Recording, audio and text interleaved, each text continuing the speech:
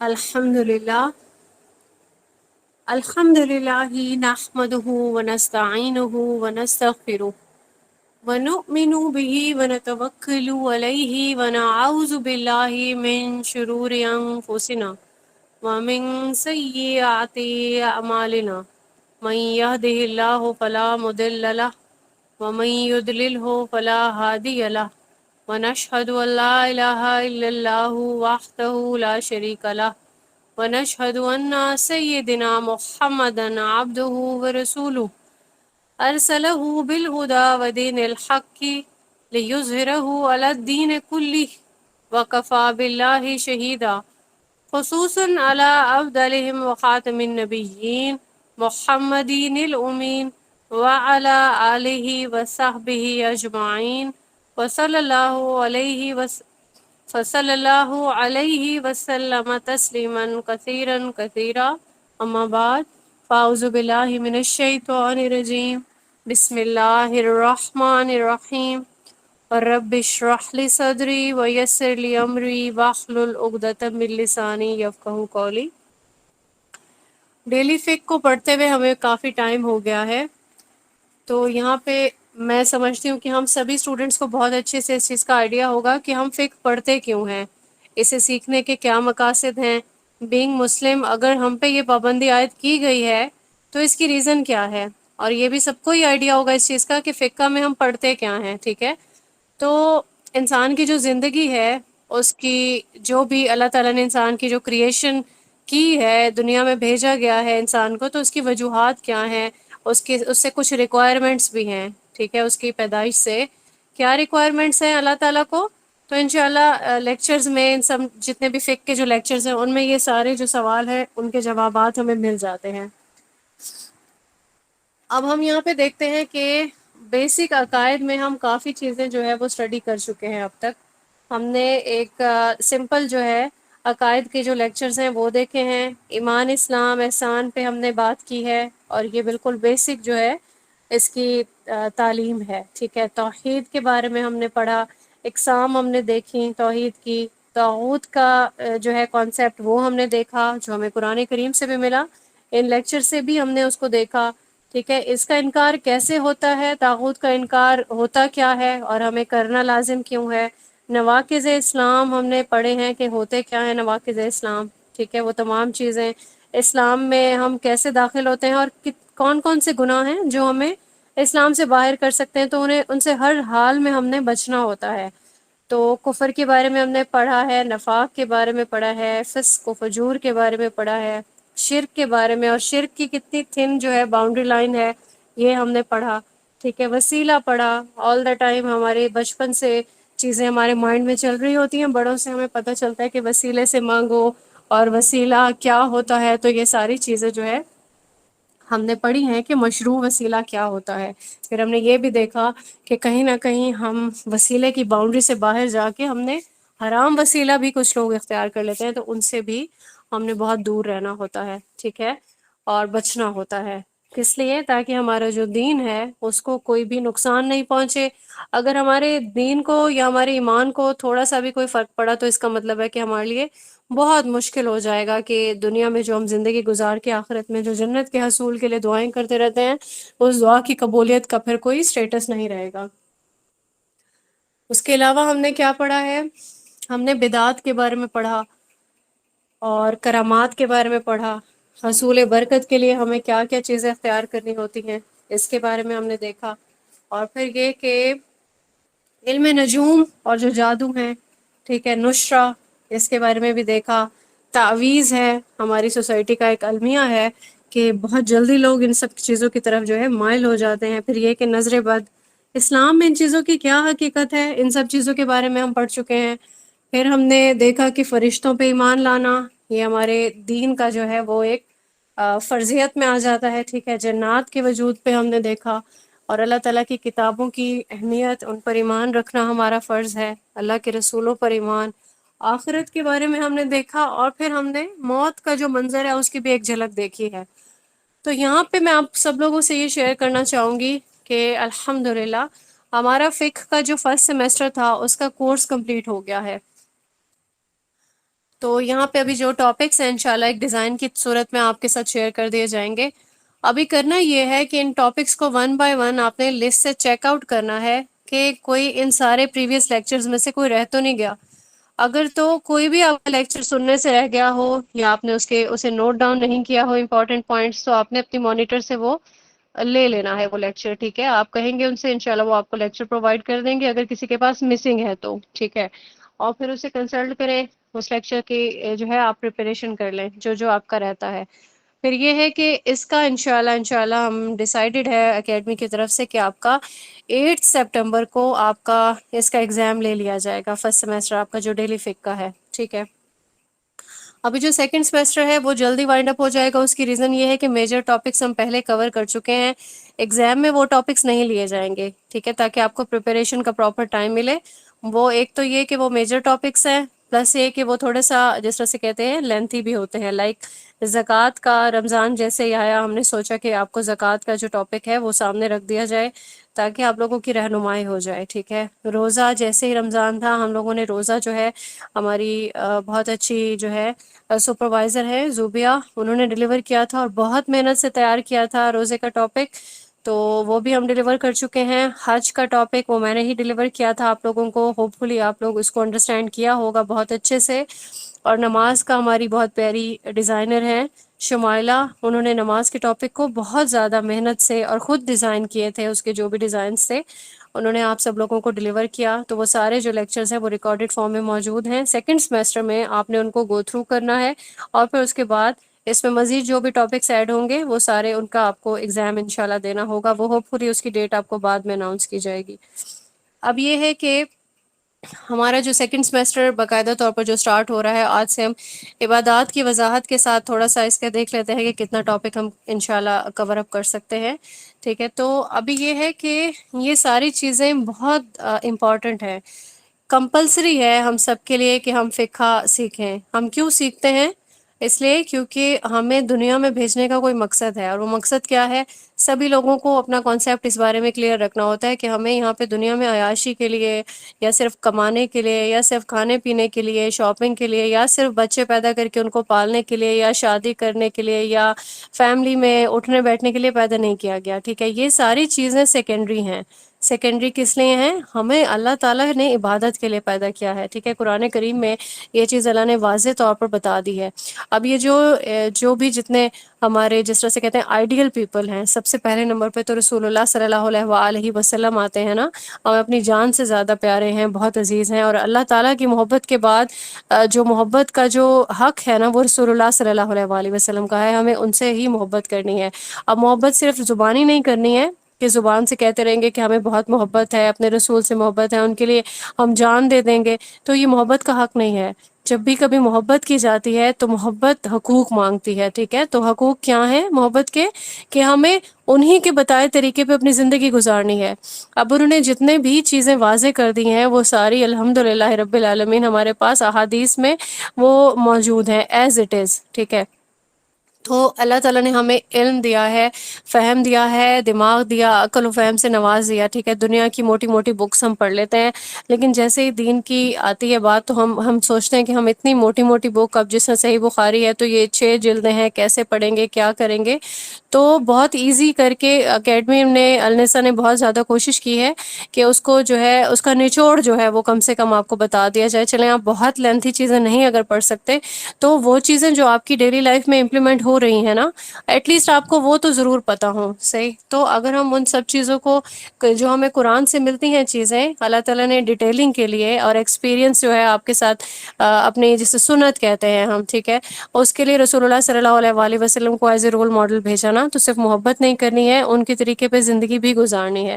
تو یہ ساری چیزیں احادیث میں موجود ہیں. ہمیں قرآن کریم سے سارے ریفرنسز ملتے ہیں اور پھر ان سب ریفرنسز کی ڈیٹیلنگ ہمیں احادیث میں ملتی ہیں. تو احادیث کو پڑھنا ہمارے لیے فرض عین ہے. اور ضرورت کیا ہے اس کی؟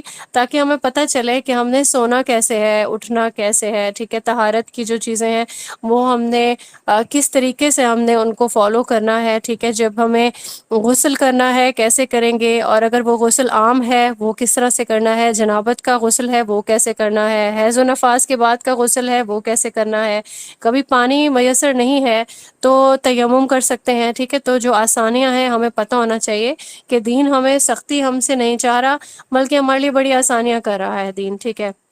یہ ساری چیزیں انشاءاللہ ہم اس سیکنڈ سیمسٹر میں یہ ساری چیزیں پڑھیں گے۔ پھر یہ ہے کہ نماز کا، اور جس طرح سے ٹاپک ہو چکا ہے، تو ہم جو چھوٹی چھوٹی ہماری نمازیں ہیں نا، جیسے استخارہ کی، ویسے تو یہ ڈیلیور ہوا تھا لیکن ان کو ہم گو تھرو کرتے ہوئے جائیں گے انشاءاللہ۔ عید کی نماز بھی ہم نے پڑھ لی تھی، سفر میں نماز کیسے پڑھنی ہوتی ہے وہ بھی پڑھی، لیکن اس کے علاوہ اور بھی عبادات ہیں، لائک چاشت کی نماز ہے، اوابین ہے، ٹھیک ہے۔ یہ چھوٹی چھوٹی چیزیں ہمیں لازماً ان کا پتہ ہونا چاہیے تاکہ ہم زیادہ سے زیادہ جو ہے وہ ثواب کی نیت سے سمیٹ سکیں وہ سب کچھ جو ہم کر سکتے ہیں نا اپنی آخری زندگی کے لیے، آخرت کے لیے۔ تو ہمیں جنازے کے حکامات کا پتہ ہونا چاہیے، ٹھیک ہے، نکاح کے حکامات کا پتہ ہونا چاہیے۔ ابھی ریسنٹلی ہم لوگوں نے سبھی لیجسلیٹرز نے ایک کورس کیا ہے، ہمارے سپروائزرز بھی الحمدللہ اس میں شامل تھے۔ تو ابھی بہت ساری ایسی چیزیں ہیں جو اللہ کے احسان سے ہمارے جو ہے اضافے کا باعث بنی ہیں، ہمارے فہم میں ان سب چیزوں کا اللہ پاک نے اضافہ فرمایا ہے۔ تو یہ جو چیزیں ہوتی ہیں نکاح کے، جس طرح آج کل کے نکاح ہو رہے ہیں اور کیا کیا شرائط رکھی جاتی ہیں، نکاح فارم پہ اس کو بھر دیا جاتا ہے، تو اس میں سے شرعی جو شرائط ہے، شریعت کے حساب سے جو شرائط ہیں وہ کیا ہیں وہ ہم سب کو معلوم ہونے چاہیے، ٹھیک ہے۔ ہمیں دنیا کے لحاظ سے نہیں چلنا ہے کہ دنیا میں ہو کیا رہا ہے، اس کو ہم نے نکاح فارم کو بھی ہم نے ایک رسم و رواج کا ایک پیٹرن جو ہے سمجھ لیا ہے اور اس کو ہم اسی طریقے سے فیل کرتے ہیں۔ ہمیں وہ سب کچھ نہیں کرنا ہے، ہمیں دیکھنا ہے کہ ہمیں رسول اللہ صلی اللہ علیہ وآلہ وسلم کیا تعلیم کر کے گئے، ٹھیک ہے۔ حق مہر کی کیا امپورٹنس ہے، ہم اس کو تو امپورٹنس اتنی نہیں دیتے، نہ ہی اس کی ادائیگی پہ کوئی خاص فوکس ہوتا ہے، ٹھیک ہے۔ تو ہمیں یہ سب چیزیں بہت اچھے سے ان سب چیزوں کو معلوم کرنا ہے، ان سب چیزوں پہ ہم نے گرپ کرنی ہے۔ اچھا، یہ ساری چیزیں تھیں، امید ہے کہ آپ سبھی لوگوں کو انڈرسٹینڈ ہو گئی ہوں گی، اور انشاءاللہ جو تھرڈ سیمیسٹر ہوگا اس میں ہم آداب، اخلاقیات اور حقوق و فرائض اور عقیدہ پڑھیں گے، اور یہ سب کچھ کمپلیٹ کرنے کے بعد انشاءاللہ ہمارا بہت زیادہ اس پہ فوکس رہے گا کہ سیرت النبی سٹارٹ کروا دی جائے گی، اور سیرت النبی ہم اس وقت تک پڑھیں گے جب تک ہماری تفسیر کمپلیٹ نہیں ہو جاتی، ٹھیک ہے۔ تو یہ ہمارا جو پلان ہے، جو ہم لوگوں نے ڈیسائیڈ کیا ہے کہ ہمارا جو سلیبس ہے اس کو کس طریقے سے ہم نے کور اپ کرنا ہے، تو یہ میں نے آپ سب لوگوں سے شیئر کرنا بہت اچھا اور مناسب سمجھا، اور میں نے شیئر کر دیا آپ سے۔ تو بہتر یہ ہوگا کہ آپ لوگ اپنے ایگزام کی بھی تیاری ساتھ ساتھ رکھیں۔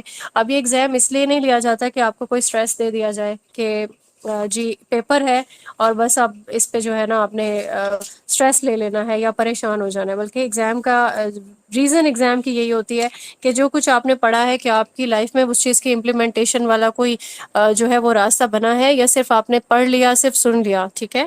ابھی میں یہ کہوں گی کہ جس طرح آگے آنے والے جو ٹاپکس ہیں ان میں زیادہ ریفرنسز ہوں گے، تھیوری کم ہوگی، ٹھیک ہے۔ تو آپ لوگوں نے اس کے لازماً نوٹس بنانے ہیں۔ اب نوٹس یہ نہیں بنانے کہ میں آپ سے کہوں کہ میرا بولا ایک ایک ورڈ آپ نے اپنے لیکچر میں نوٹس پہ لکھ دینا ہے، بالکل بھی نہیں، آپ نے پوائنٹس بنانے ہیں۔ اب یہ چھوٹی چھوٹی باتیں ہیں، جس طرح میں نے آپ کو اگر مسح کا کوئی چیپٹر جو ہے وہ پڑھایا ہے تو آپ نے اس میں ضرور لکھنا ہے کہ کون سی حدیث میں رسول اللہ صلی اللہ علیہ وآلہ وسلم اپنے موضوع پہ مسح کرتے تھے، ٹھیک ہے، تو کس صورت میں وہ مسح کرتے تھے۔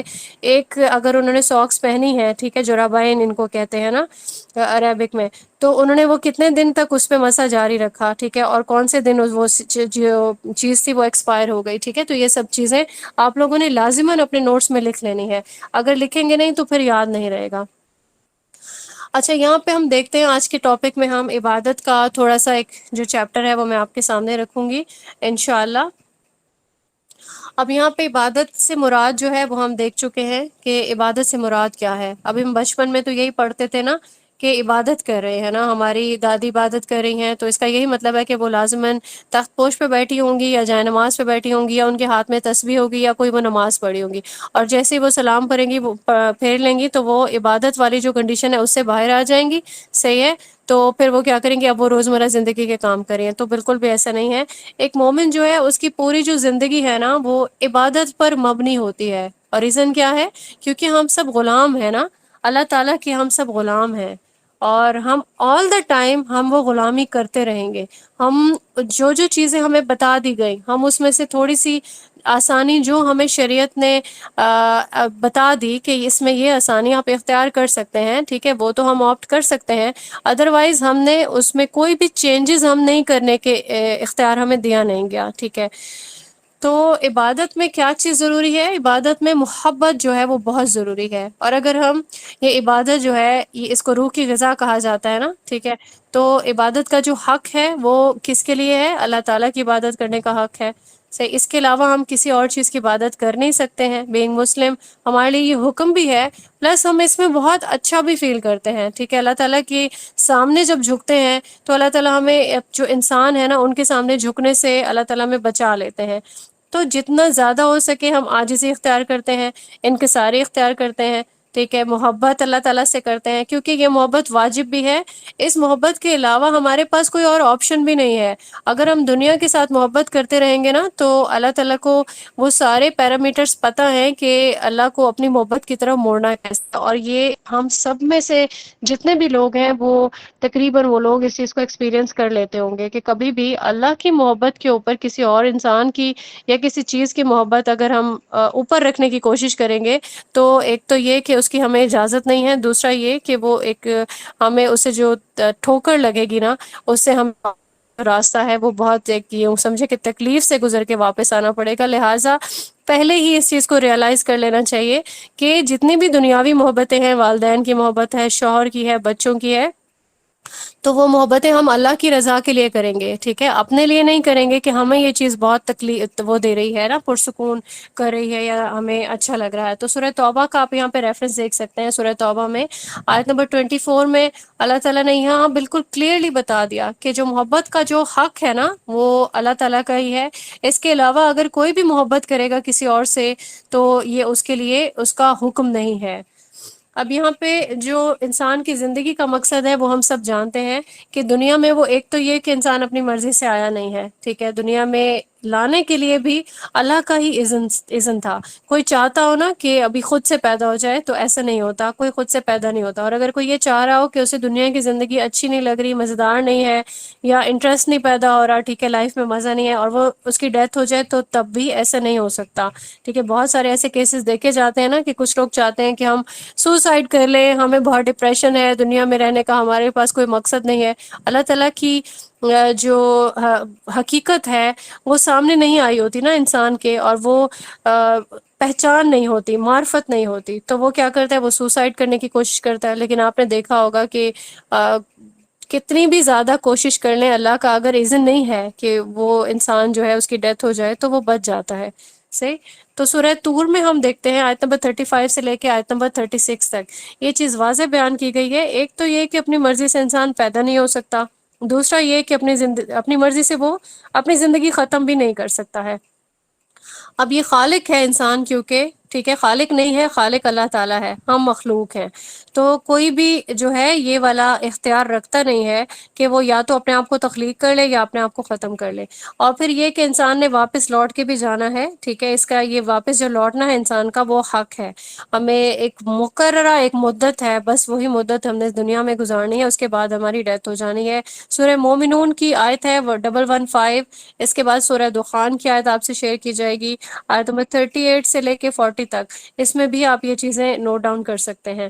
اور تیسرا یہ ہو گیا کہ انسان جو ہے اس کو بے مقصد پیدا بھی نہیں کیا گیا۔ ایسا ہوتا ہے کہ انسان جب پیدا ہو گیا، دنیا میں آ گیا، تھوڑا سا اس کو اویئرنیس آئی، اسٹڈی کیا اس نے، اس کے بعد اس کو تھوڑے ٹائم کے بعد اس کو لگنے لگتا ہے کہ مجھے کسی چیز کی تلاش ہے، ٹھیک ہے، ایک روحانی سکون کی تلاش ہوتی ہے کسی کو، یعنی دل جو ہے اگر اس میں اللہ نہیں بستا تو وہ دل اداسی سے بھرپور ہوتا ہے، ٹھیک ہے، اداسی کا اور ویرانی کا، وہاں پہ یوں سمجھے وہ ڈیرا سا جو ہے وہ لگ جاتا ہے۔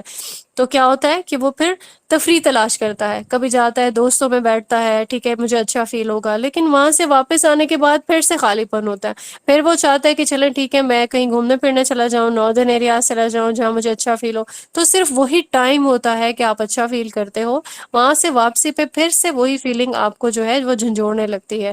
تو یہاں پہ کیا چیز انسان کو ریئلائز ہوتی ہے کہ نہیں، مجھے جس چیز کی تلاش ہے نا وہ میرے خالق کی محبت ہے، صحیح ہے۔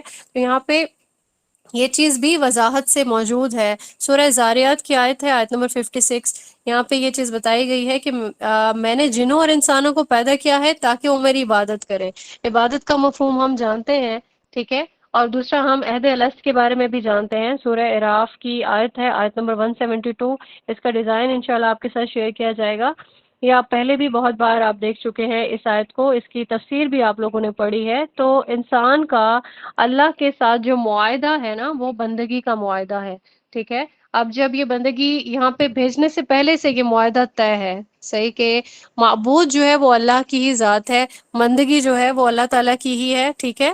تو یہ ساری چیزیں قرآن کریم میں موجود ہیں. صرف یہ ہے کہ ہمیں ان سب چیزوں پہ غور و فکر کر کے اپنے جو ذہن ہے، اپنا جو ہمارا دل ہے، اس میں ان سب چیزوں کو بٹھا لینا ہے. اس کی ریزن کیا ہے؟ ان سب چیزوں کو انڈرسٹینڈ کیے بغیر ہم اللہ کی معرفت جو ہے وہ نہیں جو ہے وہ جان نہیں سکتے اللہ کے بارے میں.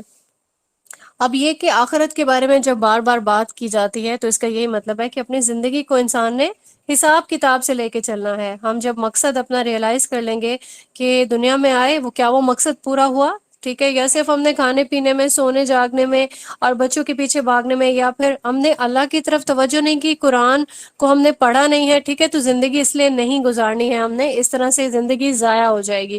اور پھر وہ یہ کہ مٹی سے پیدا ہوا مٹی میں مل گیا، بیچ والا جو ڈیوریشن ہے اس میں اس کی کمائی کچھ بھی نہیں ہے. اللہ تعالیٰ نے جو عقل دیا آپ کو، قوتیں دی، کچھ صلاحیتیں دی، ٹھیک ہے، وہ کس لیے دی؟ صرف اسی لیے تاکہ ایک تو اللہ تعالیٰ کی معرفت حاصل کریں، پھر اس کے بعد اپنی زندگی کو اللہ کی عبادت کے ذریعے سے گزارے. عبادت وہی کہ جیسے اللہ نے زندگی گزارنے کے بارے میں فرمایا اسی طریقے سے زندگی گزارے، اور پھر اس کے بعد جو رزلٹ ہے اس کو بہترین ایکسپیکٹ کرے کہ بہت ہی میرا رزلٹ بہترین آئے گا، مجھے جنت پہ بہترین مقام ملے گا، اور وہی زندگی ہے جو ہمیشہ کی رہنے والی جو زندگی ہے. ٹھیک ہے. اچھا، یہاں پہ ہم دیکھتے ہیں کہ عبادت جو ہے اس کی ڈیفینیشن بھی بتاتے ہیں بہت سارے جو علماء ہیں، اس طرح سے کہ عبادت کی جو اصل ہے وہ اللہ کی محبت ہے، اسی ایک کی محبت، اور یہ کہ محبت کی جو ہے تمام کی تمام اس کے لیے ہو جائے، اس میں کوئی دوسرا شریک نہیں ہو. ٹھیک ہے. اور یہ کہ اسی وجہ سے اس سے محبت کی جائے اور اسی کے لیے اسے محبت کی جائے، اور اسی طرح کی اور بھی بہت ساری چیزیں. تو بیسک جو پرپز یہ ہے کہ اللہ کی محبت جو ہے اس کو ہم نے ٹاپ پرائورٹی پہ رکھنا ہے. اور اگر یہ جو اللہ کی تعالیٰ کی جو محبت ہے اس میں کوئی اگر انسان شریک نہیں ہوگا، ٹھیک ہے، کوئی بھی دوسرا، تو کوئی بھی دوسری چیز بھی ہو سکتی ہے، وہ کوئی انسان بھی ہو سکتے ہیں، وہ اگر شریک نہیں ہوگا تو ہی محبت جو ہے وہ اپنا جو ہے اس کا حق ہوگا وہ ادا. اب یہاں پہ دیکھتے ہیں کہ محبت کی جو بنیاد ہے وہ خضوع ہے. ٹھیک ہے. خشوع و خضوع ہم کہتے ہیں نا کہ بہت خشوع و خضوع سے نماز پڑھنے کا جو ہے ہمیں طریقہ پتہ ہو، یا ہم اچھے سے خضوع والی نماز، اس میں اس کی کیا وہ ہوتی ہے، اس کے پیچھے راز کیا ہوتا ہے، کہ اس کی جو بنیاد ہے وہ یہ ہے کہ ہمیں توحید کا سب سے پہلے تو بہت زیادہ شعور ہونا چاہیے. ٹھیک ہے. علم ہوگا، ہمیں وہ علم کیسے پتہ چلے گا؟ جب ہم غور و فکر کریں گے. اور پھر یہ کہ اسماء و صفات کا ہمیں علم پتہ ہونا چاہیے. انشاءاللہ اس لیکچر کے بعد کچھ ٹاپکس ہم اسماء و صفات کے حوالے سے بھی رکھیں گے، اور ہم دیکھیں گے اللہ تعالیٰ نے اپنے اسماء و صفات میں کس قدر ڈیپتھ میں چیزیں جو ہیں وہ رکھی ہیں، اور ہمیں ان سے کیسے کیسے فوائد مل سکتے ہیں اگر ہم اپنا تعلق اس حوالے سے، اللہ تعالیٰ کے ناموں کے حوالے سے بنائیں گے اللہ سے، تو وہ بہت ہمارے لیے ایزی بھی ہو جائے گا. ٹھیک ہے. اور ہمارے اندر وہ چیز سرایت بھی کر جائے گی. اور پھر یہ کہ اللہ تعالیٰ کے لیے اگر ہم خضوع جو ہے وہ قائم کرتے ہیں تو اپنے آپ کو کمزور سمجھنا ہے، بے بس سمجھنا ہے، اور ہمیشہ اس چیز کا شعور رکھنا ہے کہ ہم صرف اور صرف اللہ کے محتاج ہیں. کبھی بھی کسی دوسرے انسان کے سامنے آپ نے اس طرح سے سرنڈر نہیں کرنا. ٹھیک ہے. عاجز نہیں ہو جانا کہ میں کچھ نہیں کر سکتا اور یہ مجھ سے بہت بڑا ہے، طاقت کے حوالے سے، مال و دولت کے حوالے سے، یا کسی بھی حوالے سے. ٹھیک ہے. اگر وہ عاجزی اللہ کے لیے ہو، ٹھیک ہے، کیونکہ اللہ کو عاجزی پسند ہے، تو عاجزی وہی قابل قبول ہوگی. اس طرح سے نہیں ہوگا کہ ہم انسان کے خوف سے اس کے سامنے جھک رہے ہوں گے. ٹھیک ہے. وہ ساری چیزیں آپ کو شرک والی جو باؤنڈری ہے وہ کراس کروا دیں گی. اب یہاں پہ بنیاد دیکھ لیتے ہیں. وہی چیز ہے کہ اللہ تعالیٰ کی محبت معرفت کے بغیر نہیں آئے گی. اب معرفت یہی ہوتی ہے کہ پہچان، جو شخص اللہ کو پہچان دیتا ہے محبت بھی وہی کرتا ہے. ابھی ہم دیکھتے ہیں کہ جب انسانوں میں ہمیں کسی سے محبت ہو، ہم زیادہ سے زیادہ کوشش کر رہے ہوتے ہیں اس کے بارے میں ہم جان لیں. ٹھیک ہے. اسی چیز کو معرفت کہا جاتا ہے نا. اب ہم اس کی پرسنالٹی کے بارے میں جانیں گے، کچھ چیزیں ہمیں بہت جو اچھی انسپائرنگ لگیں گی تو ہم obviously ہم زیادہ سے زیادہ محبت کرنے لگیں گے. تو یہ صرف انسان کی بات ہو رہی ہے. انسان کا لیول بہت نیچے ہے. ٹھیک ہے. اللہ تعالیٰ کا جو لیول ہے، جتنا ہم زیادہ اللہ تعالیٰ کے رحیم ہونے کے بارے میں جانیں گے، جتنی ہی زیادہ معرفت حاصل کریں گے، انسان کی جو محبت ہے وہ اتنا اونچا جو درجہ ہے نا وہ اختیار کرتی جائے گی. ہم دیکھ لیتے ہیں کہ اللہ سے اگر کوئی چاہتا ہے کہ کوئی محبت کرے تو وہ سب سے پہلے تو وہ معرفت حاصل کرے گا، ٹھیک ہے، اور پھر اس کے بعد اپنے آپ کو دیکھے گا کہ میں اللہ کی مخلوق ہوں، ٹھیک ہے، اللہ میرا خالق ہے، میں یہاں دنیا میں آنے سے پہلے بھی کچھ نہیں تھا اور یہاں سے جانے کے بعد بھی میری امپورٹنس نہیں ہے، ٹھیک ہے۔ تو اللہ یہ چیز جو ہے انسان کی جو وجود ہے نا اس کی تکمیل کرتا ہے، اور پھر ایسے انسان کے لیے اللہ تعالیٰ سارے اسباب پیدا کر لیتا ہے کہ ان اسباب کے ذریعے سے اللہ تعالیٰ تک رسائی ہو سکے۔ اور اگر کسی کی اللہ تک رسائی ہو جائے، ٹھیک ہے، اللہ تعالیٰ نے کبھی یہ تو نہیں کہا کہ فلاں بزرگ کے پاس جانا تو میرے سے تعلق قائم ہوگا، فلاں جو ہے ایک بہت ہی نیک انسان ہے اس کے پاس جائیں تو میرے سے آپ کا تعلق قائم ہوگا۔ اللہ تعالیٰ نے تو آپ کو ڈائریکٹ جو ہے وہ رسائی دی ہوئی ہے نا، ٹھیک ہے۔ ایک تہجد کی نماز میں ایک لمبا سجدہ ہے، آپ اپنے دل میں اس چیز کو محسوس کرنے لگتے ہو کہ اللہ تعالیٰ کتنا ہمارے قریب ہے اور اس نے میری ساری باتیں سن لی، اور اس کے بعد کا جو سکون ہے وہ آپ دنیا میں کسی بھی چیز کے حصول کے بعد وہ سکون محسوس نہیں کر سکتے۔ ہم دیکھتے ہیں کہ اللہ تعالیٰ سے جو رسول اللہ صلی اللہ علیہ وآلہ وسلم نے محبت کی تھی وہ کیسی کی تھی، ٹھیک ہے۔ تو اب یہ ہے کہ رسول اللہ صلی اللہ علیہ وآلہ وسلم کی زندگی میں دیکھیں ازواج کتنی تھیں، ٹھیک ہے، اللہ تعالیٰ نے ان کو اولاد سے بھی نوازا، ازواج تھیں، ان کے رشتہ دار بھی تھے، سبھی چیزیں تھیں نا، اور دیکھیں کہ جتنی شادیاں ہوئیں اس کے حساب سے سسرال بھی کافی ہوگا، ٹھیک ہے۔ ان کا ایک بہت بڑا حلقہ احباب تھا، اور پھر ان کے دوست جو اصحابہ کرام ہیں، ٹھیک ہے، ایمان لانے والے، اب یہ سبھی لوگ تھے، لیکن آپ صلی اللہ علیہ وآلہ وسلم نے پرائورٹی کس کو دی محبت میں؟ آپ نے اللہ تعالیٰ کو دی سب سے زیادہ، کیونکہ آپ کو پہچان تھی اللہ تعالیٰ کی معرفت جو تھی وہ آپ کو ہی حاصل تھی صلی اللہ علیہ وآلہ وسلم۔ تو ایک حدیث آپ سے شیئر ہوگی کہ جو آنکھوں کی ٹھنڈک ہے وہ رسول اللہ صلی اللہ علیہ وآلہ وسلم کہتے تھے، فرماتے تھے کہ یہ میری جو ہے نماز میں ہے میری آنکھوں کی ٹھنڈک، ٹھیک ہے۔ تو نماز کیا ہوتی ہے؟ یہ اللہ تعالیٰ سے کلام کرنے کا ایک ذریعہ ہوتا ہے نا، تو جب بھی آپ صلی اللہ علیہ وآلہ وسلم کو اللہ تعالیٰ سے بات کرنے کی شدت سے ضرورت محسوس ہوتی، یعنی کوئی پریشانی آ گئی تب بھی فوراً نماز کی طرف رجوع کرتے، اور اگر کوئی شکر گزاری کے لمحات ہوتے تو فوراً نماز کی طرف رجوع کرتے، یعنی اللہ تعالیٰ کی طرف سب سے پہلے جاتے تھے۔ اب یہ دیکھیں کہ روایت میں ملتا ہے سفر سے آتے سب سے پہلا کام کیا ہوتا؟ نماز پڑھنے گئے ہیں، ٹھیک ہے، اور اس کے بعد آپ مسجد تشریف لے گئے، پھر اس کے بعد آپ نے آ کے اپنے باقی جو بھی دنیا کے جو کام تھے ان کو بھی آپ جو ہے سر انجام دیتے تھے۔ اب یہ کہ انسان جب نماز پڑھتا ہے اور دعا مانگتا ہے، اس میں یہ یوں سمجھنا کہ یہ اللہ تعالیٰ سے ملاقات کا ایک جو ہے یہ ایک ذریعہ ہے۔ اور پھر ہم دیکھتے ہیں کہ باقی جو رسول ہیں، رسول اللہ صلی اللہ علیہ وآلہ وسلم کی محبت کی ہم نے دیکھ لی بات، تو باقی رسولوں کو بھی جو ہے ان کی بھی یہی تعلیم تھی، تو سبھی جو تھے وہ اللہ تعالیٰ کی طرف عبادت کے لیے سبھی لوگوں کو راغب کرتے تھے۔ ہم نے سیدنا نوح کو دیکھا، سیدنا ہود کو دیکھا، سیدنا صالح کو دیکھا، ٹھیک ہے، ہم نے یہ ساری چیزیں قرآن میں دیکھی ہیں، اور سیدنا شعیب کی جو ایک قوم تھی ان کی بھی بارے میں بھی ہم نے دیکھا، ٹھیک ہے۔ تو یہ سارے قوم، تو سیدنا ابراہیم کو دیکھا، ٹھیک ہے۔ تو یہ جو سب کی جو پہلی دعوت تھی وہ کیا تھی؟ وہ سب سے پہلے اللہ تعالیٰ کی عبادت کی ہی دعوت تھی، ٹھیک ہے۔ تو یہ چیز جو ہے بنی آدم سے جو عبادت کا جو عہد لیا تھا، یہ بھی آپ سے بھی اس چیز کا ذکر ہوا ہے، ٹھیک ہے۔ یہ اس کے علاوہ ہم نے سورہ یاسین کی جو آیات ہے، عابدہ کائنڈلی اپنا مائک میوٹ کیجئے۔ سورہ یاسین کی آیات ہے 60 اور 61، اس سے بھی یہ چیز پتہ چلتی ہے۔ اب انسان کی زندگی کا جو سب سے بڑا کام ہے وہ یہی عبادت ہی ہے۔ اب اللہ تعالیٰ کی جو عبادت ہے ہم ایک جان چکے ہیں کہ اس کے فائدے بھی ہیں، جب انسان مشغول رہے گا تو اس کو وہ لذت محسوس ہوتی رہے گی۔ اس کے علاوہ جتنے بھی سارے یہ شغل ہیں وہ انسان کے لیے سارے بوجھ بن جاتے ہیں، ٹھیک ہے۔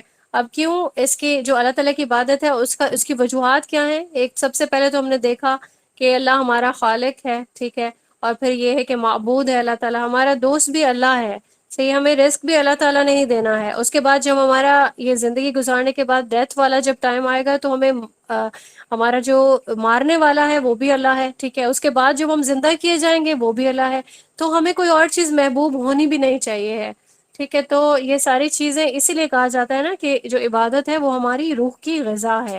اگر ہم اور چیزوں کی طرف اگر موو کریں گے تو وہ ہمارے لیے سوائے تکلیف کے کچھ بھی نہیں رہے گا۔ اگر انسان صرف اور صرف اللہ تعالیٰ کی طرف رجوع کرتا ہے، ٹھیک ہے، تو اس کی جو محبت ہے، اس کی جو نفرت ہے، اس کی دنیا ہے، آخرت کا خیال ہے، تو کچھ چیزوں سے وہ کر لیتا ہے، کچھ چیزوں کو پرفارم، کچھ چیزوں سے وہ رک جاتا ہے. تو یہ ساری چیزیں اگر اللہ تعالیٰ کے لیے ہو جاتی ہیں تو پھر وہ انسان میں ایک بہت اچھی سی ایک جو ہے فیلنگ آتی ہے، وہ آزاد فیل کرتا ہے اپنے آپ کو، ٹھیک ہے، کیونکہ وہ کسی اور کا غلام نہیں ہے سوائے اللہ کے. ابو داؤد کی ایک حدیث ہے 4681، اسے آپ دیکھیے کہ یہ چیز یہاں پہ بتائی گئی ہے آپ کو کہ ایسا انسان بے نیاز ہے پوری مخلوق سے، ٹھیک ہے، کیونکہ وہ اپنے آپ کو آزاد فیل کرتا ہے. اور پھر یہ بھی کہ اگر ہم عبادت کرتے رہیں گے اللہ کے بتائے طریقوں سے تو وہ ہمیں جہنم کے عذاب سے محفوظ بھی رکھے گا.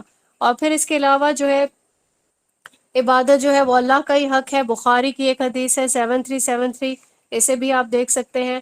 اب یہ کہ جو ہے اسلام جو ہے وہ جب آیا تو اس کے بعد ہم پہ احسان کیا ہوا اللہ تعالیٰ کی طرف سے. اور اس کے بعد کیونکہ عبادت جو ہے وہ شروع دن سے ہو رہی ہے، ٹھیک ہے، دنیا میں کوئی کسی طریقے سے عبادت کرتا تھا، اب یہ ہے کہ یہ سٹارٹ سے ہی ہو رہا ہے یہ سب کچھ نا. اب کہیں پہ ایسا ہے کہ عبادت میں تشدد جو ہے وہ شامل کر دیا ہے، عبادت کو بوجھ بنا کے رکھ دیا، ٹھیک ہے. اور کہیں کچھ ایسی قومیں ہیں جنہوں نے عبادت کو اتنی زیادہ اس میں ریلیکسیشن دی، اتنی زیادہ کہ ان کے لیے کوئی کھیل یا تماشے سے جو ہے وہ تشبیہ ملتی تھی عبادت کو، صحیح ہے. تو اب جب عبادت میں اگر اخلاص نہیں ہے نا، ٹھیک ہے، معرفت نہیں ہے، اللہ کی روح نہیں جو ہے عبادت کی جو روح ہے وہ نہیں پتہ، اخلاص نہیں ہے، تو یہ ایک رسمی اور رواج کے طور پر جس طرح سے ہوتی ہے نا کوئی چیز، وہ بن جاتا ہے، اس کے علاوہ اس کی کوئی صورت نہیں رہتی ہے. اب یہ دیکھیں کہ ہم نے سورہ الانعام میں بھی دیکھا، جو ہم نے سیدنا ابراہیم علیہ السلام کے لیے دیکھا کہ انہوں نے کس طریقے سے اللہ تعالیٰ کی جو معرفت ہے وہ حاصل کی. ٹھیک، ہم نے بہت اچھے سے یہ ساری جو آیات ہیں ان کی میں ٹرانسلیشن پڑھ دیتی ہوں آپ کے سامنے، یہ کیونکہ آپ نے پہلے پڑھی ہوئی ہیں تو آپ کے ساتھ شیئر نہیں ہوں گی. یعنی یہ یہاں پہ یہ کہ میرے رب نے مجھے سیدھی راہ دکھائی ہے، اور سیدنا ابراہیم جو تھے وہ جو ہے مشرکوں میں سے نہیں تھے، ٹھیک ہے، انہوں نے بہت اچھے سے پہچان کی اس چیز کی کہ وہ جو اسلام ہے، دین اسلام، یہ ایک مضبوط دین ہے. اور پھر یہ کہ آپ کہہ دیں بے شک میری نماز، میری قربانی، میرا جینا، میرا مرنا اللہ کے لیے ہے جو جہانوں کا رب ہے، اس کا کوئی شریک نہیں، اور مجھے اسی کا حکم دیا گیا ہے کہ میں سب سے پہلا فرما بردار ہوں. آپ کہہ دیں کیا میں اللہ تعالیٰ کے سوا کوئی اور رب تلاش کروں، حالانکہ وہی ہر چیز کا رب ہے. اور کوئی جان نہیں کماتی مگر اسی پر ہے وبال، ٹھیک ہے، یعنی گناہ کی بات ہو رہی ہے یہاں پہ. اور کوئی بوجھ اٹھانے والا کسی دوسرے کا بوجھ نہیں اٹھائے گا، پھر تمہارے رب کی طرف تمہارا لوٹنا ہے، چنانچہ وہ تمہیں اس کے بارے میں بتائے گا جس میں تم اختلاف کرتے تھے. اب یہ کچھ چند آیات ہیں، اس میں پوری کی پوری سٹوری انسان کی بتا دی گئی ہے، ٹھیک ہے. یعنی کہ اللہ تعالیٰ پر ایمان لائے گا کوئی تو وہ سیدھی راہ جو ہے اللہ تعالیٰ اس کو دکھائے گا. اب یہاں پہ شرک کے بارے میں بھی بات ہو گئی، انسان کے ہر کام کے بارے میں، یعنی وہ نماز پڑھ رہا ہے، وہ قربانی کر رہا ہے تو صرف اللہ تعالیٰ کی رضا کے لیے کر رہا ہے.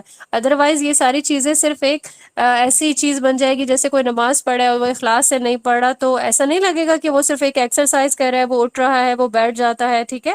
اور اسی طریقے سے قربانی ہے، اگر وہ صرف ریاکاری کرتے ہوئے کرے گا، اللہ تعالیٰ کی رضا کے لیے نہیں کرے گا تو اس قربانی کی امپورٹنس کیا ہوگی.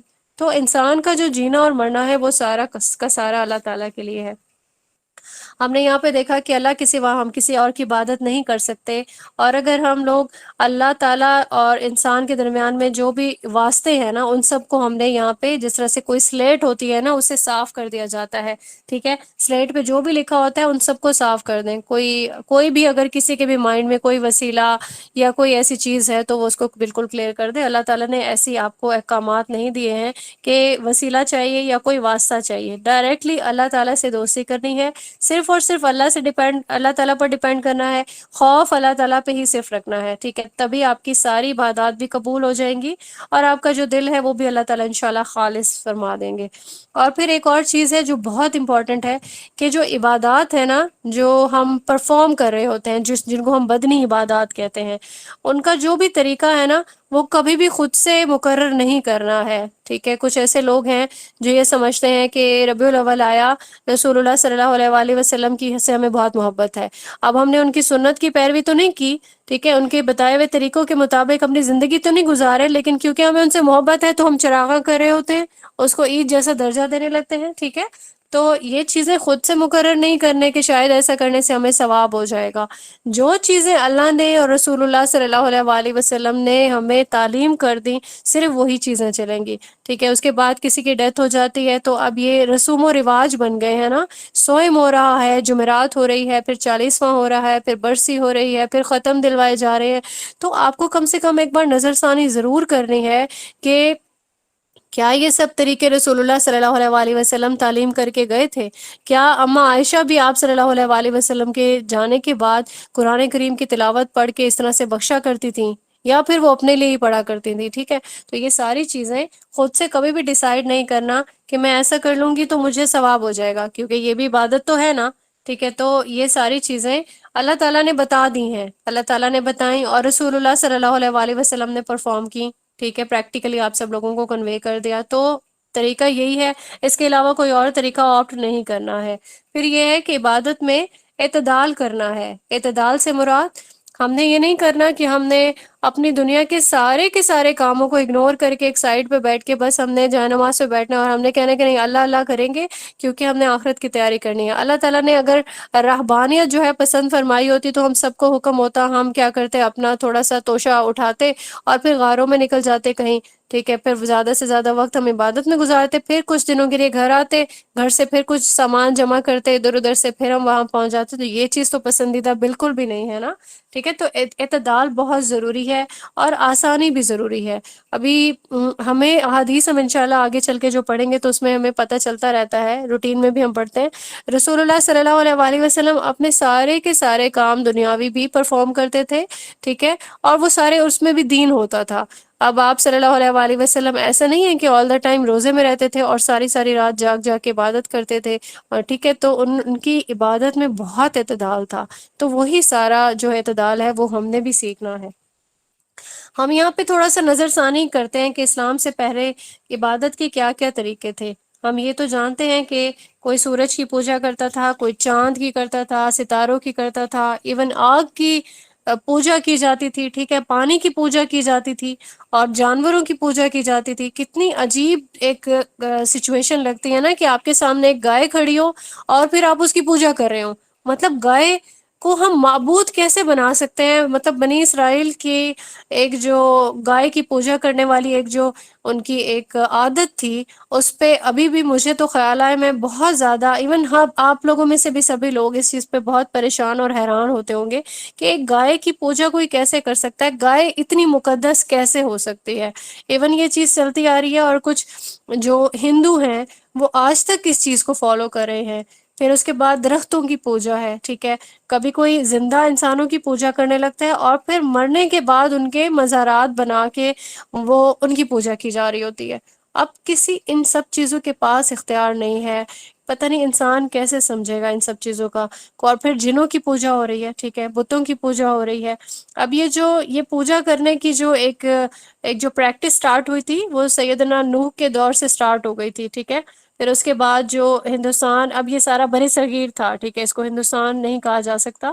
یہ جو 6 عیسوی تھی اس میں اگر ہم گنتی کریں تو جو خداؤں کی تعداد تھی وہ 330 ملین تھی. 330 ملین کتنا ہوتا ہے؟ تقریباً 3 ارب اور 30 لاکھ. صحیح ہے. تو اتنے خدا تھے. یہ کیا خدا تھے؟ کوئی پانی کی کر رہا ہے پوجا، کوئی اب ان چیزوں سے ان کو واللہ عالم کیا چیز وصول ہوتی تھی کہ یہ مسلسل جو ہے انہی خرافات میں جو ہے وہ اپنے آپ کو انڈلج کیے رکھتے تھے. اب یہاں پہ آپ دیکھیں کہ جو گھروں میں جو لوگ بت رکھتے ہیں پھر سفر میں جو جاتے ہیں اور ان سے یہ سمجھتے ہیں کہ ہمیں برکت حاصل ہو رہی ہے. ٹھیک ہے.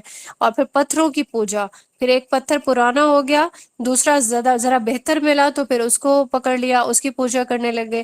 اور پھر یہ ابن اسحاق کی ایک روایت ہے کہ جب پتھر نہیں ملتا تھا تو پھر کیا کرتے، زمین کے ٹکڑے میں سے کچھ بھی جمع کر لیتے، اس پر بکری کا دودھ جو ہے وہ ڈالتے اور پھر اس کے بعد اس کا طواف کرنے لگتے تھے. یعنی خود ہی ڈیسائیڈ کیا ہوا ہے کہ یہ میرا معبود ہے.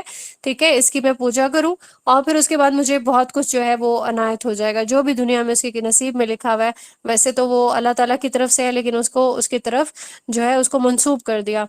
اب یہاں پہ یہ دیکھیں کہ یہ یوں سمجھے انسانیت کی بھی ایک توہین ہے، اور جو اپنے معبود بنا رہے ہیں وہ بھی ایک بہت ہی کوشچن مارک ہے یہاں پہ، کہ لوگ کیا کرتے ہیں کہ ریڑیوں پہ بت جو ہے وہ 10-10 روپے میں بک رہے ہوتے ہیں، ٹھیک ہے، اور اس کو گھر میں خیر و برکت کے لیے لانے والا اپنی عقل پہ ماتم کرنے کے علاوہ اور اس کو کچھ بھی نہیں کرنا چاہیے۔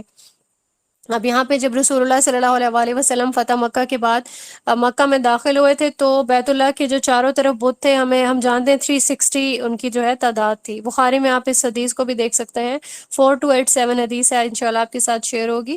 تو یہاں پہ جو یہودی تھے انہوں نے بھی یہ ساری صفات منسوب کی ہوئی تھی معبود کے ساتھ، کہ اچھا اس کی ریزن کیا تھی؟ معبود یعنی کہ جو کائنات کو بنانے والا اللہ ہے وہ تو ایک ہے، لیکن کیونکہ معاذ اللہ اور نعوذ باللہ اللہ تعالیٰ بھول بھی جاتا ہے، تھک بھی جاتا ہے، ٹھیک ہے، نادم بھی ہو جاتا ہے، تو پھر اس کا کوئی نہ کوئی اس کا ساتھی بھی ہوتا ہے۔ عیسائیوں کا یہی تھا ریزن، کہ انہوں نے بھی روح القدس کی جو ہے وہ ایک کہانی بنائی ہوئی تھی، کہ اللہ تعالیٰ کا جو ہے وہ معاذ اللہ بیٹا ہے، ٹھیک ہے، اور پھر یہ سارے جو، کیونکہ ایک کنواری بچی سے جو ہے وہ کیسے کوئی انسان پیدا ہو سکتا ہے، ٹھیک ہے، تو یہ ساری چیزیں اپنی طرف سے ہی انہوں نے کچھ کہانیاں بنائیں، اور پھر کیا کیا کہ مسیح کی ایون تصاویر بنا لی، اور پھر تصاویر بنا بنا کے ان کی پوجا بھی کی۔ تو یہ عبادت میں بہت زیادہ جسے کہتے ہیں ملاوٹ ہے، ان سب چیزوں میں اسراف ہے، یہ ساری چیزیں جو ہے وہ شروع دن سے چلتی آ رہی ہیں، اور ایون یہ چیز آج تک قائم ہے۔ ابھی اس کی ہم دیگر بھی مثالیں ہم دیکھ سکتے ہیں، انشاءاللہ دیکھتے ہیں۔ ابھی اللہ تعالیٰ نے ہم پہ جو احسان کیا ہے وہ سب سے بڑا یہی ہے کہ یہ جو واسطے ہیں، ٹھیک ہے، جو ایک انسان قید ہوتا ہے نا ان سب چیزوں میں، اور یہ جو عبادات کی یہ جو کہانیاں ہیں جن پہ یقین کر لیتا ہے، ابھی بھی اگر آپ بڑوں کو مطلب کچھ ایسے ہمارے ہیں بڑے جن سے آپ کوئی کہانیاں سنیں تو وہ آپ کو ایسے ایسے معجزات بتائیں گے جس پہ آپ کو دل میں ہنسی بھی آ رہی ہوگی، اگر آپ کا فہم واقعتاً ان چیزوں کو قبول نہیں کرتا، لیکن افسوس کی بات ہے کہ کچھ لوگ قبول بھی کر لیتے ہیں، ٹھیک ہے، تو وہ ان چیزوں کو بہت امپورٹنس دینے لگتے ہیں۔ سمپل سی ایک بات ہے کہ اگر آپ کو کوئی یہ کہہ دے کہ آپ کی طبیعت کچھ ٹائم سے خراب رہ رہی ہے، آپ کو کوئی یہ کہہ دے کہ نو ہو آپ پہ تو جادو ہو گیا ہے، تو آپ اس قدر اس چیز پر اعتماد کر لیتے ہیں کہ اب تو مجھ پہ جادو ہو گیا ہے، بس اب تو کوئی جادوگر ہی میرا جادو نکال سکتا ہے، مطلب اللہ پہ توکل ہی نہیں ہے، ٹھیک ہے۔ تو ہم اس پہ بہت ڈیٹیل سے ہم نے پہلے بھی بات کی ہے، جادو پہ اور یہ جو چیزیں ہیں ان سب پہ۔ تو اللہ تعالیٰ نے ہم پہ بہت زیادہ، یہ ایک بہت بڑا اللہ کا احسان ہے کہ ہم ان سارے جو وسیلے اور یہ ساری چیزیں ہیں ان سے ہم باہر ہیں، ٹھیک ہے، ہمیں پتہ ہے کہ اللہ تعالیٰ پہ ہی ہم نے ہر چیز کے لیے ڈیپینڈ کرنا ہے۔ اب اللہ سے جو ہمارا عقیدہ ہے کہ کوئی درمیانی واسطہ اللہ کے اور انسان کے درمیان ہے نہیں، اب اللہ تعالیٰ سے انسان سرگوشی کر سکتا ہے بغیر حجاب کے، اس کے سامنے کھڑا ہو سکتا ہے، ٹھیک ہے۔ اللہ سے قربت کیسے حاصل ہوگی؟ جب ڈائریکٹلی اللہ سے ہمارا جو بھی تعلق ہے وہ قائم ہوگا، اور جب تک ہمارے دل میں ایمان نہیں ہوگا اور ہم عمل صالح جو ہے وہ نہیں کریں گے، ان سب کی بہت ضرورت ہے، تو تب تک ہم اپنا تعلق نہیں بنا سکتے۔ اب یہ ہے کہ کوئی بھی جو عبادت ہے نا وہ اخلاص سے اگر خالی ہوگی تو وہ واپس لوٹا دی جائے گی اللہ تعالیٰ کی طرف سے۔ تو سب سے پہلے دل کا خلوص جو ہے وہ بہت ضروری ہے، یعنی جو بھی آپ نے عبادت کرنی ہے اللہ تعالیٰ کے لیے کرنی ہے۔ سورہ بینہ کی آیت ہے، آیت نمبر 5، اس میں آپ دیکھیں کہ انہیں اس کے سوا کوئی حکم نہیں دیا گیا کہ وہ اللہ تعالیٰ کی عبادت کریں، اس حال میں کہ وہ دین کو اللہ تعالیٰ کے لیے خالص کرنے والے ہوں۔ اور پھر اس کے بعد ہم نے یہ بھی دیکھا کہ رسول اللہ صلی اللہ علیہ وآلہ وسلم نے ہمیں بدعات سے جو ہے وہ دور رہنے کے لیے کس قدر تلقین کی ہے، بہت زیادہ جو ہے، جس طرح سے آپ اس کے لیے ابو داؤد کی حدیث ہے 4607، اس کو دیکھیں، ایک تو بدعت کے بارے میں ہے، ٹھیک ہے، اور اس کے بعد یہ کہ دین میں نئی باتیں ہم نہیں نکال سکتے، اور جتنی بھی طریقے جس طرح سنت کے مطابق ہم چل رہے ہیں، کچھ ایسی چیزیں ہیں ہمیں مزید جس طرح سے ہماری لائف مشکل ہوتی جا رہی ہے اور مزید فتنوں کا شکار ہو رہی ہے، تو ہمارے پاس خلفائے راشدین کے طریقہ کار بھی ہیں۔ تو اس حدیث میں بہت اچھے سے بتایا گیا ہے کہ اسی طریقہ کار کو آپ نے لازمی پکڑنا ہے۔ اور یہ ایک اور چیز ہے اعتدال، ابھی ہم نے دیکھا کہ اعتدال بہت ضروری ہے، ٹھیک ہے۔ اگر اعتدال جو ہے وہ کس کی ضد ہے؟ غلو کی۔ غلو جو لوگ کرتے ہیں، یعنی کہ ایک جو لمٹ ہے نا اس سے بہت زیادہ ایکسٹینڈ کر کے اور اس کو جو ہے بڑھا چڑھا دیتے ہیں۔ اب جو سب سے پہلی مثال ہے وہ تو یہود اور نصارہ ہے نا غلو کے بارے میں۔ اب جس طرح سے تورات میں انہوں نے دیکھا کہ تورات میں مینشنڈ ہے کہ اپنے ماں باپ کا احترام کرو، اب ٹھیک ہے اللہ کا بھی یہی حکم ہے، لیکن ساتھ میں کیا چیز ایڈ کی؟ تاکہ زمین پر زیادہ دیر تک زندہ رہو، تو یہ کیا چیز ہو گئی؟ دنیا کی محبت۔ پھر اس کے بعد ایک اور پوائنٹ پہ بتایا گیا اپنے رب کی جو ہے عبادت کرو، معبود کی عبادت کرو، تاکہ وہ تمہارے لیے روٹی پانی میں برکت دے اور تمہیں بیماریوں سے دور رکھے اور تمہاری عمروں کو بڑھا دے۔ ٹھیک ہے، تو یہ کیا چیز ہو گئی؟ اگین دنیا کی محبت۔ ہمیں دنیا میں اگر روٹی پانی چاہیے تو ہم عبادت کریں، بالکل بھی یہ کانسیپٹ نہیں ہے۔ ٹھیک ہے، اور عیسائیوں کا دیکھیں کہ عیسائیوں کا غلو کس طرح سے تھا، انجیل میں کیا چیز مینشن کی ہوئی ہے انہوں نے کہ غنی جو ہے وہ آسمانی بادشاہت میں اس وقت تک داخل نہ ہوگا جب تک اونٹ سوئی کے ناکے سے نہ گزر جائے۔ سیدنا عیسیٰ علیہ السلام نے اپنے حواریوں سے کہا کہ لوگ جو کچھ کھاتے ہیں اور پیتے ہیں تم اسے تلاش نہ کرو اور نہ ہی اس کے لیے کوشش کرو، کیونکہ ان چیزوں کو تلاش کرنے والے مومن نہیں ہیں۔ اور عیسائیت نے جس طرح سے زینت ہے اور طیبات ہے، یعنی کہ پاکیزہ رہنا، ان سب چیزوں کو کچل دینے کو اپنایا۔ وہ کیا سمجھتے تھے کہ جو انسان صاف ستھرا رہتا ہے، طہارت کو اختیار کرتا ہے، اپنے جسم کو جو ہے صفائی ستھرائی کا بہت خیال رکھتا ہے، تو یوں سمجھے کہ وہ شیطان کا پیروکار ہے۔ یہ ان کا ایک کانسیپٹ تھا اور بہت عجیب کانسیپٹ ہے۔ اب یہاں پہ کچھ جو ہے روایات ملتی ہیں کہ جیسے ان کا ایک راہب تھا، راہب سوری، مارکاریوس اس کا نام بتایا گیا ہے، کہ یہ 6 ماہ تک یہ گدلے پانی کے جوہر میں رہا۔ ٹھیک ہے، اور تاکہ کس لیے رہا؟ تاکہ اس کو اس کے جو جسم، جو اس کا عریاں جسم ہے، اس کو زہریلے جو کیڑے ہیں وہ کاٹتے رہے، اور وہ آل دا ٹائم جو ہے وہ ایک لوہے کا ایک ٹکڑا اٹھائے رکھتا تھا جو جس کا 100 اس کا ویٹ بتایا جاتا ہے۔ ٹھیک ہے، اور ایک اس کا جو ہے ایک ساتھی بھی تھا، ٹھیک ہے، اس کی بھی عادت تھی کہ وہ بھی آل دا ٹائم 200 رتل لوہا، اب یہ رتل جو ہے یہ ویٹ ہے لوہے کا، ٹھیک ہے، وہ لوہا اٹھائے رکھتا تھا، اور 3 سال تک وہ خشک کنویں میں پڑا رہا۔ ٹھیک ہے، کتنے سال تک؟ 3 سال تک۔ تو یہ لوگ اب یہ ساری چیزیں کیوں کرتے تھے؟ تاکہ وہ یہ سمجھتے تھے شاید اس رہبانیت سے ہمیں بہت ثواب مل رہا ہے اور ہم عبادت کر رہے ہیں۔ اسی طریقے سے یوحنا ایک راہب تھا، 3 سال تک وہ ایک ٹانگ پہ کھڑا ہو کے عبادت کرتا رہا۔ ٹھیک ہے، اس سارے عرصے میں وہ سویا بھی نہیں، بیٹھا بھی نہیں، واللہ عالم اس کو اللہ تعالیٰ نے کس طرح کی زندگی دی ہوئی تھی کہ جب وہ تھک جاتا تھا وہ پھر اپنی پیٹھ چٹان کے ساتھ لگا رہتا۔ اب یہاں پہ نیت کیا تھی؟ کہ شاید وہ عبادت کر رہا ہے۔ اور پھر ایک اور جو تھا، ایک وہ روایت ملتی ہے کہ کچھ ایسے راہب تھے جو کپڑے بھی نہیں پہنتے تھے، تو وہ سمجھتے تھے اللہ نے ہمیں ایسا پیدا کیا تو اب جو بال ہوتے تھے ان کو ہی لمبا کیا، کیونکہ وہ بال نہیں کاٹے کبھی، ٹھیک ہے، تو وہ اپنے جسم کو اسے ڈھانک کے رکھتے، ٹھیک ہے، اور پھر چوپایوں کی طرح ہاتھ اور پاؤں کے بل چلتے تھے۔ اور پھر جو ہے ان کی اکثریت بتائی جاتی ہے کہ درندوں کی غاروں میں رہتے تھے، ٹھیک ہے، خشک کنووں میں، اور پھر قبرستانوں میں، اور پھر کیا کرتے جو بھی ان کو گھاس پھوس اور جو جڑی بوٹیاں جو کچھ بھی مل جاتا اس پہ کھا کے اسی پہ گزارا کر لیتے تھے۔ اب یہاں بتانے کی ضرورت کیا ہے کہ یہ لوگ سمجھتے تھے کہ جو طہارت ہے وہ روحانی صفائی نہیں ہے، روحانی اگر صفائی اختیار کرنی ہے تو پھر یہ نہانا دھونا اعضاء کو یہ ایک بری چیز ہے۔ ٹھیک ہے، سب سے بڑا ان کے خیال میں جو زاہد ہوتا تھا اور سب سے بڑا جو متقی ہوتا وہ کون ہوتا؟ جو طہارت میں سب سے زیادہ دور اور نجاست اور گندگی میں سب سے زیادہ جو ہے انڈلج رہتا تھا۔ صحیح۔ اور ایک اور جو راہب انتونی مشہور راہب ہے عیسائیوں کا، اس نے اپنی پوری عمر اپنے پاؤں نہیں دھوئے۔ ٹھیک ہے، تو اس کی سٹیٹمنٹ کیا ہوتی تھی؟ میں نے اپنی پوری عمر اپنے پاؤں دھونے کا گناہ نہیں کیا، یعنی پاؤں دھونے کو وہ گناہ سمجھتا تھا۔ اور اسی طرح سے ایک ابراہم جو ہے راہب، اس نے 50 سال تک اپنے چہرے اور پاؤں کو پانی کے ساتھ نہیں چھوا، ٹھیک ہے، پانی لگایا ہی نہیں چہرے پر، یا اور نہ ہی اپنے پاؤں پر، نہ ہی چہرے پر۔ یہ ساری چیزیں جو ہیں یہ غلو کی ایکسٹریم ہے۔ مطلب اس قدر غلو اور اس قدر اپنے سے بنائے ہوئے طریقے جو کہیں سے ثابت نہیں ہیں۔ اگر وہ حضرت عیسیٰ علیہ السلام کی زندگی کو ہی دیکھ لیتے، انہی کی طہارت کو دیکھ لیتے، تو کم سے کم وہ یہ سب چیزیں آپٹ نہیں کرتے تھے۔ اب یہاں پہ ہمیں اسلام کا جو ہے کس قدر زیادہ محبت جو ہے وہ پیدا ہوتی ہے کہ اللہ تعالیٰ نے ہمیں کس قدر اعتدال والا جو دین ہے وہ عنایت کیا ہے۔ ٹھیک ہے، تو یہاں پہ ایسا اسلام کی طرف سے کوئی مطالبہ نہیں ہے کہ سارا وقت آپ نے دن میں روزے رکھنے ہیں، کھانا پینا نہیں ہے، راتیں آپ کی ساری جاگ کے گزرنی چاہیے، ٹھیک ہے، عبادت میں گزاریں۔ اور پھر یہ کہ آپ نے کوئی ایسی بات نہیں کرنی ہے کہ جو کہ دنیاوی ہو، آل دا ٹائم آپ جو ہے کلام کرتے رہیں۔ صحیح، صرف ایک یہی چیز ہمارے لیے لازم و ملزوم ہے کہ آپ کو جو ضابطہ حیات دیا ہے اس سے غافل نہیں ہونا۔ ٹھیک ہے، سورہ نور کی آیت ہے، آیت نمبر 37، اس کی جو ٹرانسلیشن ہے وہاں پہ آپ دیکھیں کہ ہمیں غافل نہیں ہونا ہے، ٹھیک ہے، اللہ تعالیٰ سے ڈرنا ہے، آخرت سے ڈرنا ہے، بس اپنا جو ضابطہ حیات ہے اسی کے اکارڈنگ آپ نے اپنی زندگی گزار دینی ہے۔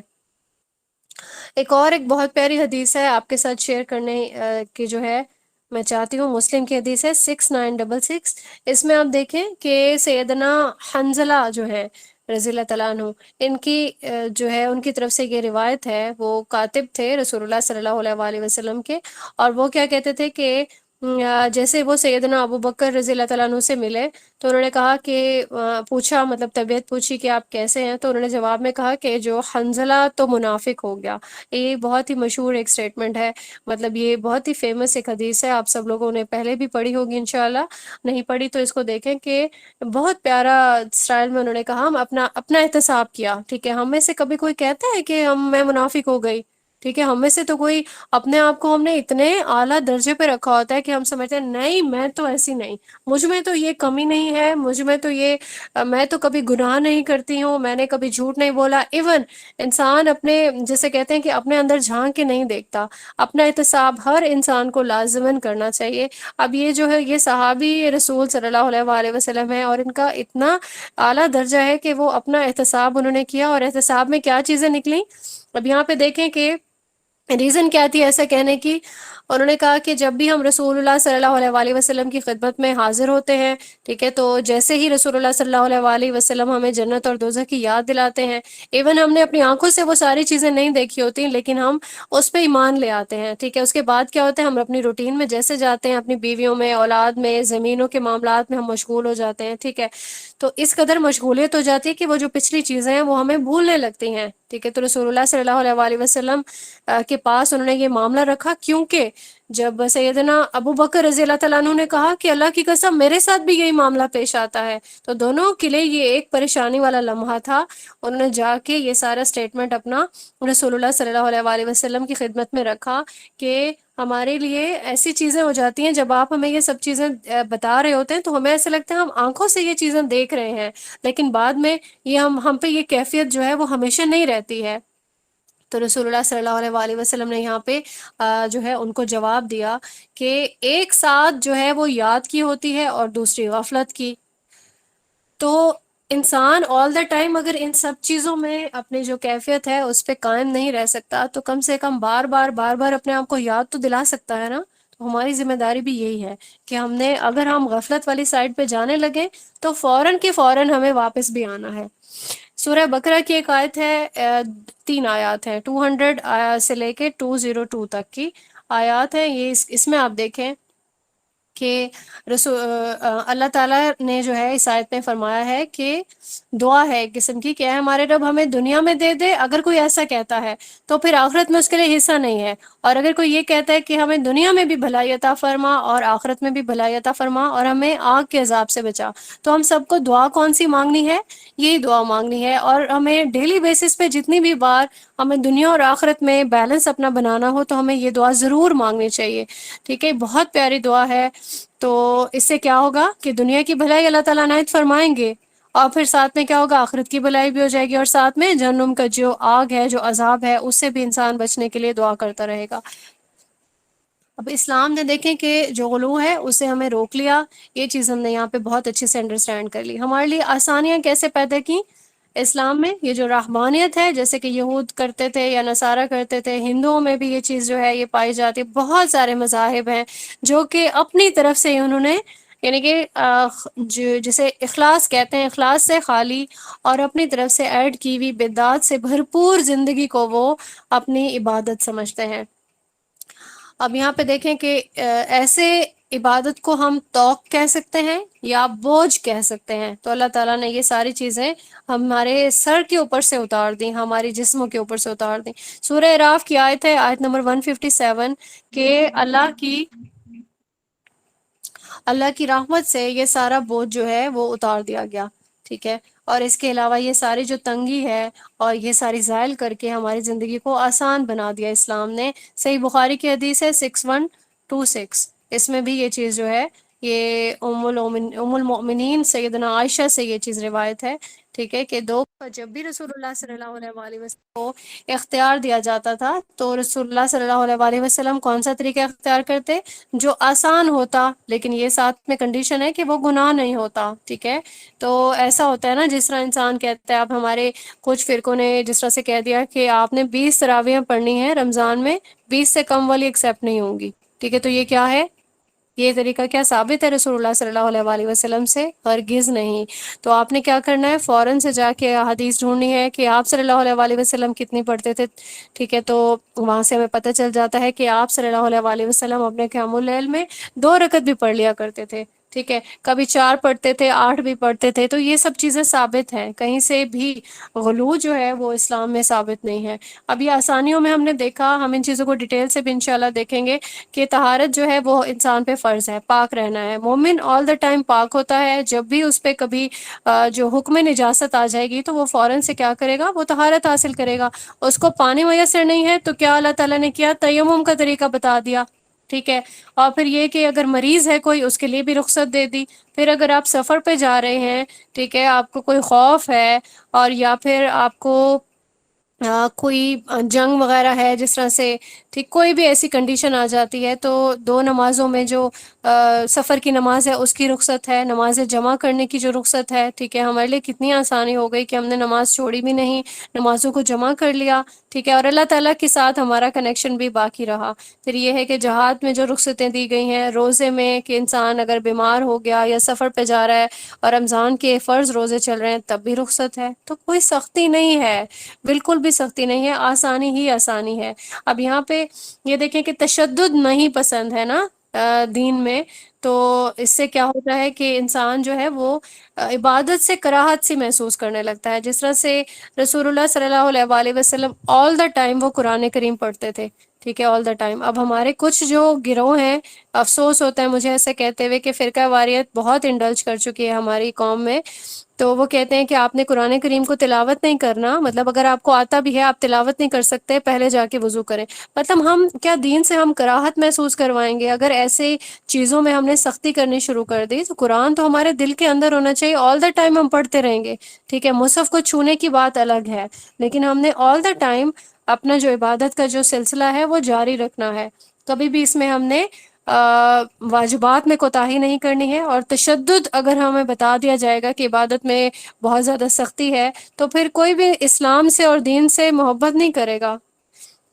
اب یہاں پہ ایک بخاری میں ہم حدیث دیکھ لیتے ہیں، صحیح بخاری کی 8688 حدیث ہے کہ رسول اللہ صلی اللہ علیہ وآلہ وسلم کا فرمان ہے کہ جب میں نماز کے لیے کھڑا ہوتا ہوں تو میرا یہ ارادہ ہوتا ہے کہ میں نماز لمبی کروں، لیکن جب کسی بچے کے رونے کی آواز سنتا ہوں تو نماز کو مختصر کر دیتا ہوں کہ مجھے اس کی ماں کی کو تکلیف دینا برا معلوم ہوتا ہے۔